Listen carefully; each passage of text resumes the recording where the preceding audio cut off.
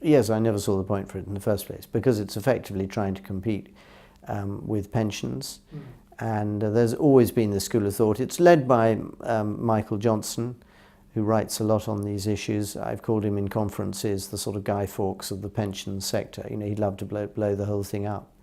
And from the Treasury's point of view, it's always tempting, it's always attractive, because you get the tax up front, whereas the whole point of the existing pension structure we built up over a couple of hundred years really is to effectively allow people to build up their pots tax-free, and then you pay tax at the moment where you start taking it out.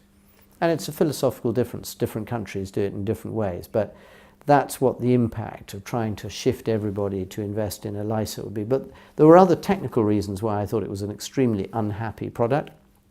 And by the way, I think the marketplace broadly shared that view, because you can only take money out at certain points. And I always felt there were bound to be all sorts of hardship stories where people would say, I need to send my daughter for some rare cancer treatment to America. I haven't got the money to do it unless I can access the pot of money I've got in a LISA. And then when the person operating that LISA says, well, no, sorry, under the government rules you can't do that, it's going to be a grisly story all over the front page of the tabloids. So I think the sort of restrictions that were built into it and the relative lack of flexibility and trying to achieve both a form of deposit for a home and a way of saving money, it just seemed to me, frankly, a not very brilliantly thought through product.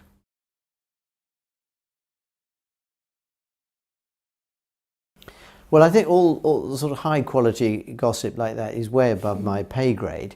But I mean, I think it is true to say that if you look at the history of government involvement in designing pensions and investment products, it's a bit of a checkered story. I mean, there was the stakeholder pension that the Labour Party created, which has, I think, more or less died a death since. George Osborne at the Treasury helped create the LISA, which has had mixed reviews, and I spoke out at the time quite strongly saying I didn't think this was a good idea. I don't think, as a general rule, government is the best designer of investment products. I don't really see that as a government role. But for this specific thing, this is a bit more, I think, like, in a way, an enabling mechanism. It will be quite close to regulatory oversight in a way. And the fact that the design will be by the private sector, and therefore government's role is to just make sure it happens and that it works, is a different one from, say, designing a pensions dashboard by government and then sort of imposing it on the market. So there will have been different views, I've no doubt about it. Esther is a very strong free marketeer, so may have questioned the need for government involvement more than perhaps some colleagues. But I think everyone's in the same place now. No deal, in my view, and Barnier's used the phrase himself, would be disastrous for us and very bad for Europe. So it doesn't really help either side. And the fact that if you're in the EU, you can look at your volumes of trade and say, well, as a percentage of our total trade, we export considerably less to the UK than the UK as a percentage of its total trade, 43%, exports to the EU, therefore they will lose out more, is sort of irrelevant. There's no advantage in a zero-sum game where you both get hit hard and maybe one is completely knocked out and the other is sort of staggering around, just about able to remain on his feet. That doesn't help anyone.